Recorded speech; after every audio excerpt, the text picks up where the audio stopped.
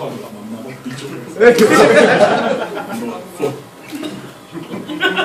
Your mom really in here, right?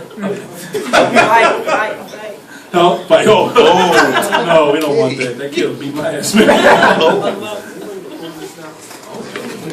No, you weren't.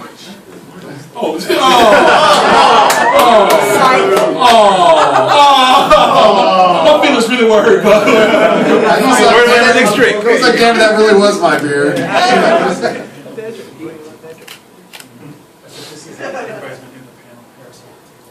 Oh, sorry. Is everything okay with you? Yeah. Okay, all right. We started a little late, I'm afraid. Sorry about that. All right, sorry. Okay, let me record. And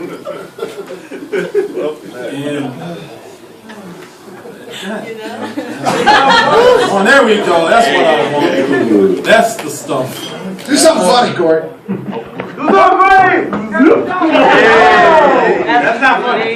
Oh, you saw it be real funny. All that green shit on it. All right, everybody. Now, for the sake of recording this, let's have a proper introduction to this. Welcome to the So Now What panel, everyone.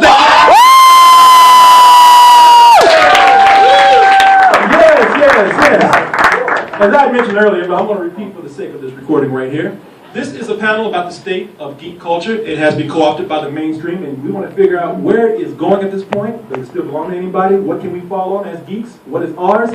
And was it even ours to begin with?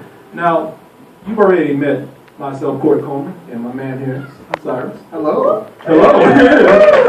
Good to meet you.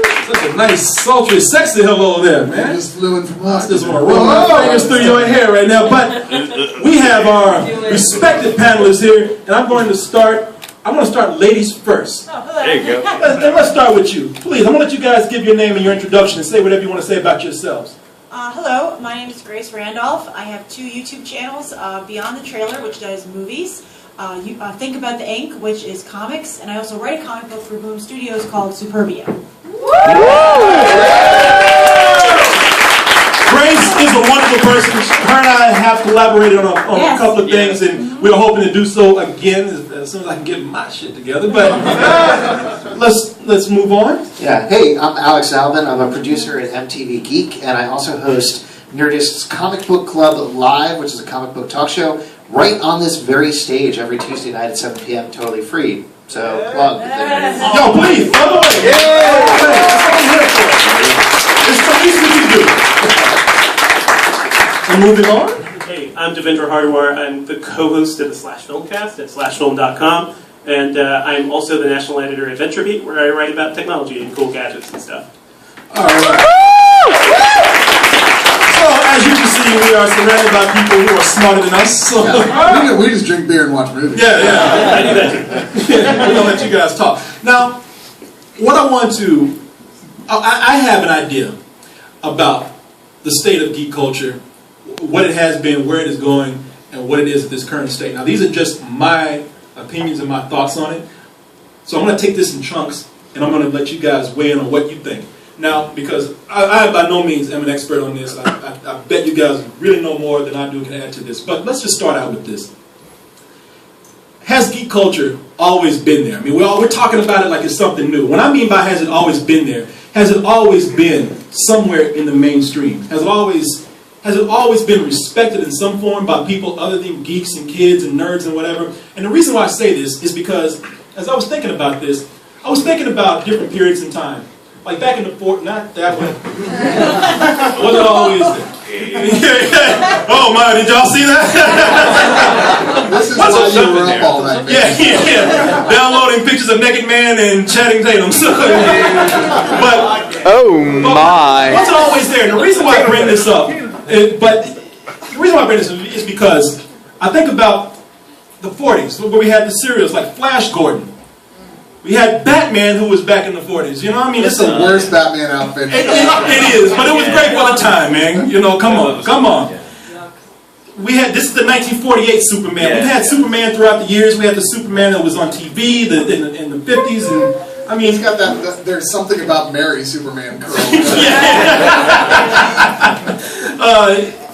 and there's even westerns. Now I remember my dad looking at me and like, boy, what you reading reading all those funny books for and looking at all those those tights and everything. Well, I wondered about you. But then he would go off and watch a bunch of westerns, including The Lone Ranger, who is a masked man who went out with a sidekick and fought injustice.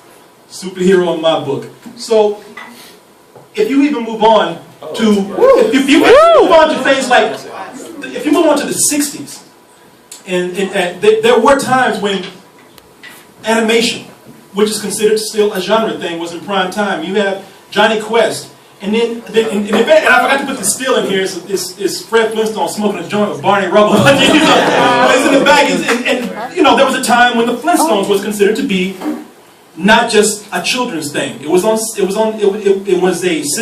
primetime syndicated show. It was the Simpsons of its time. It was the Simpsons of its time, and so surely adults watched that. Mainstream adults watched that show when it was in prime time. Also at the time, you had, in the 50s, you had books that were clearly not meant just for kids because of the material. The EC run of Tales from the Crypt and other books, you know, the crime books that they did, and the weird science and all that kind of stuff. Until the goddamn comics code.